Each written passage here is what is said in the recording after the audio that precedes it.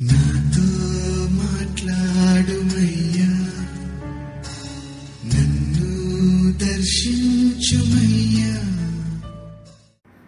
మన ప్రభు అయిన రక్షకుడైన యేసుక్రీస్తు పరిశుద్ధ నామములో మీ అందరికీ శుభములు తెలియచేయుచున్నాను.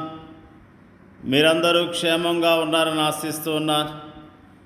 ఈరోజు బలపరిచే వాక్యము రాజుల మొదటి గ్రంథము 19వ అధ్యాయము 7వ వచనము. యెహోవా దూత రెండవ మారు వచ్చి అతన్ని ముట్టి, నీ శక్తికి మించిన ప్రయాణం సిద్ధమై ఉన్నది, నీవు లేచి భోజనం చేయమని చెప్పాను. ఏలియా ప్రవక్త విశ్వాసంతో అద్భుతమైన కార్యాలను జరిగించినట్లుగా దేవుని యొక్క వాక్యము తెలియజేయబడుతుంది.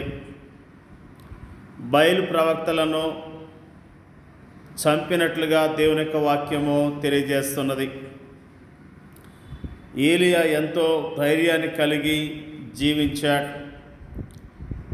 ఏలియా చేసినదంతయు అతడు ఖడ్గము చేత ప్రవక్తలందరినీ చంపించిన సంగతియు ఆహాబు యెజెబెలుకు తెలియచెప్పగా, యెజెబెలు ఒక దూత చేత ఏలియాకి వర్తమానం పంపించాను. రేపు ఈ వేళకు నేను ఈ ప్రాణమును వారిలో ఒకని ప్రాణం వలె చేయని ఎడల దేవుడు నాకు గొప్ప అపాయం కలగజేయనుగాక.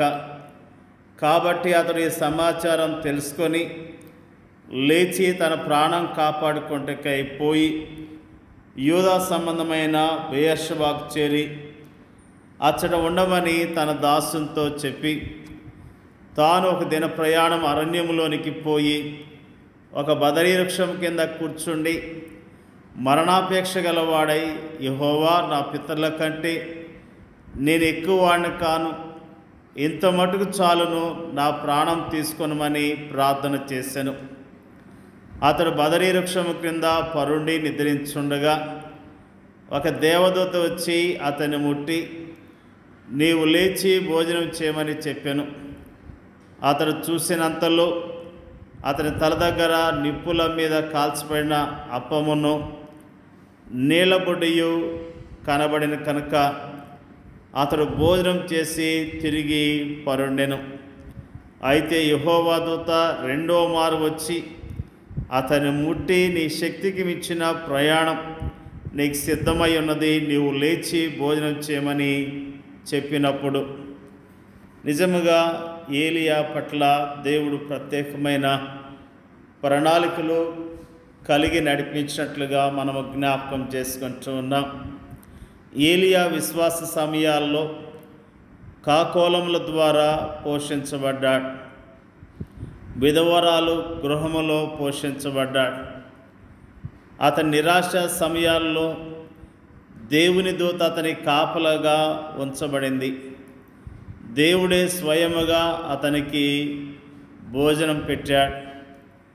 మనల్ని సంరక్షించి ఆదరించే ఒక అద్భుతమైన తండ్రి మనకు ఉండటం ఎంత అద్భుతమైన విషయం. దేవుని దూతచే నిద్రలేపబడిన ఏలియా చూచినంతలో అతని తల దగ్గర నిప్పుల మీద కాల్చబడిన అప్పమును నీళ్ళబొడ్డియు కనబడెను. ఏలియా దినములోని యెహోవా, సువార్త దినములోని ప్రభుని యేసే మన నిరాశ సమయాల్లో మన చుట్టూ కారు చీకట్లో ఆవరించవచ్చు. మనము కృంగిన సమయాల్లో మన హృదయాలను భయభీతులు ఆవరించవచ్చు. అలాంటి సమయాల్లో చేదైన తలంపులు మనల్ని నింపుతాయి. సనుగుళ్ళు గొనుగుళ్ళు మన నోటకు వస్తాయి. ప్రార్థన మన పెదవులకు దూరం అవుతుంది. అయినప్పటికీ మన పరలోకపు తండ్రి యొక్క సున్నితమైన సంరక్షణ మనకి ఎప్పుడూ దూరము కాదు. తన సేవకునికి మంచి భోజనం పెట్టి అతనికి మంచి నిద్రనిచ్చి అతని అలసట తీర్చిన తర్వాత దేవుడు అతనికి తాజా సూచనలు ఇచ్చాడు. తాను ఒక ప్రయాణం చేయవలసి ఉందని ఏలియా అనుకున్నాడు. కానీ దేవుడు అతనితో నీ శక్తికి మించిన ప్రయాణం సిద్ధమై ఉన్నదని చెప్పాడు. ఆ సుదీర్ఘ ప్రయాణానికి ధైర్యం కావాలి, శక్తి కావాలి, విశ్వాసం కావాలి, వ్యతిరేకత జయించబడాలి. అయితే ఇవన్నీ కూడా మనలాంటి సామాన్య మానవులకు అసాధ్యమైనవి. ఏలియా ముందు ఒక సుదీర్ఘమైనది, శక్తికి మించినదనైన ప్రయాణం ఉన్నది. అది ఏలియాకు శక్తికి మించిందే కానీ ఏలియా దేవునికి మాత్రం కాదు. దేవుడు తన సున్నితమైన ప్రేమతో తన సేవకుని ప్రతి విధమైన అవసరతలను తీరుస్తాడు. మన జీవితాల్లో కూడా మనకు కూడా ఒక సుదీర్ఘ ప్రయాణం ఉన్నది. అది నిత్యత్వపు మహిమలో అంతమవుతుంది. అయితే ఆ ప్రయాణములో కష్టాలున్నాయి, శ్రమలున్నాయి, పరీక్షలున్నాయి, వ్యతిరేకత ఉంది. ఈ సుదీర్ఘ ప్రయాణం మన శక్తికి మించినదని మనం అనుకోవచ్చు.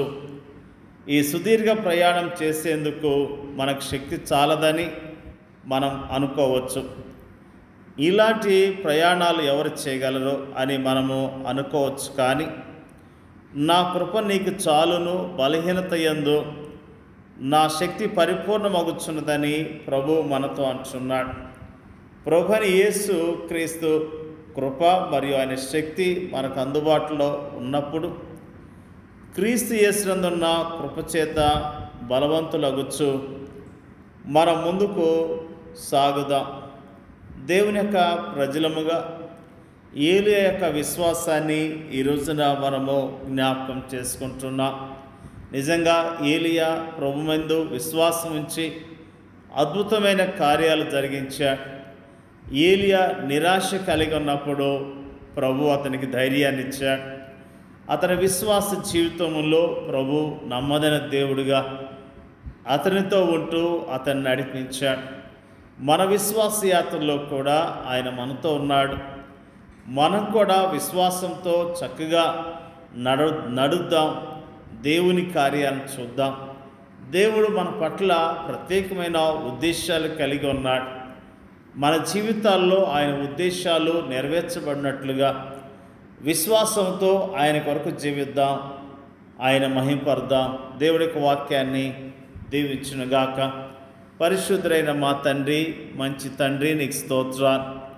మరి ముఖ్యంగా ప్రార్థన చేయుచున్నాం ప్రభువా, ఏలియా యొక్క విశ్వాసాన్ని, ప్రభువా ఏలియా పోషించబడిన విషయాన్ని, ఏలియాను మీరు నడిపించిన విషయాన్ని జ్ఞాపకం చేసుకోవటానికి మాకు ఇచ్చిన ధన్యతను బట్టి స్తోత్రాలు తెలియజేస్తూ ఉన్నాం, ప్రార్థన చేయుచున్నాం.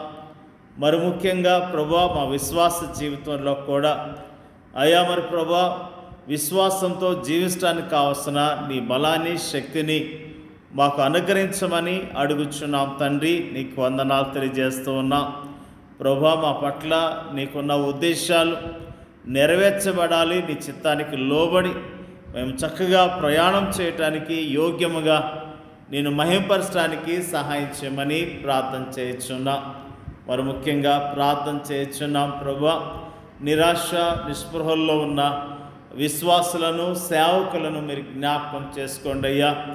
అయ్యా మరి ప్రభువా వారిని ధైర్యపరచండి, బలపరచండి. వరకున్న నిరాశ నిస్పృహలు తొలగించి నీ నామంలో ధైర్యాన్ని దయచేయండి అయ్యా. ప్రార్థన చేయుచున్నాం. కృంగిన వారిని లేవనెత్తమని ప్రార్థన చేయుచున్నాం. దుఃఖముతో ఆయాసంతో ఉన్న విశ్వాసులను బలపరచండి అయ్యా. ప్రార్థన చేయుచున్నాం. నీ నామములో ప్రభువా పరిచర్య చేస్తున్న నీ సేవకులందరినీ జ్ఞాపకం చేసుకోండి అయ్యా. స్తోత్రాలు. మా దేశంలో ప్రపంచవ్యాప్తంగా నీ నామములో పరిచర్య చేస్తున్న సేవకులను, వారి కుటుంబాలను దీవించి ఆశీర్వదించండి. వారికి ఉన్న ప్రతి అవసరత మీరు తీర్చండి అయ్యా. స్తోత్రాలు. నిజంగా ప్రభువా నీ నా మహిమార్థమై మేమందరం కూడా జీవించడానికి సహాయం చేయండి అయ్యా. ప్రార్థన చేయుచున్నాం. అనాథలను, దిక్కులేని వారిని, చెరసాల్లో ఉన్న వారిని, విధవరాళ్లను జ్ఞాపకం చేసుకోండి అయ్యా. వారిని ఆదరించండి, ధైర్యపరచండి, వారి క్షేమం దయచేయండి అయ్యా. ప్రార్థన చేయుచున్నాం ప్రభువా. నీ నామములో ప్రభువా ప్రతిరోజు లేఖనాలు ధ్యానం చేస్తూ విశ్వాసంతో ప్రభువా జీవించడానికి పరిశుద్ధాత్మ శక్తిని మాకు దయచేయండి అయ్యా. ప్రార్థన చేయుచున్నాం. మాకు ఇచ్చిన చక్కని వాక్య భాగాన్ని బట్టి నీకు వందనాలు తెలియజేస్తున్నా. విశ్వాస యాత్రలో చక్కగా జీవించడానికి నీ కృపను మెండుగా మాకు దయచేయండి అయ్యా. ప్రార్థన చేయుచున్నాం. మాకు ఇచ్చిన ఈ యొక్క చక్కని మాటలను బట్టి వందనాలు తెలియజేస్తున్నాం. మా ప్రార్థన అంగీకరించమని యేసుక్రీస్తు నామములో అడుగుచున్నాం తండ్రి. ఆమేన్.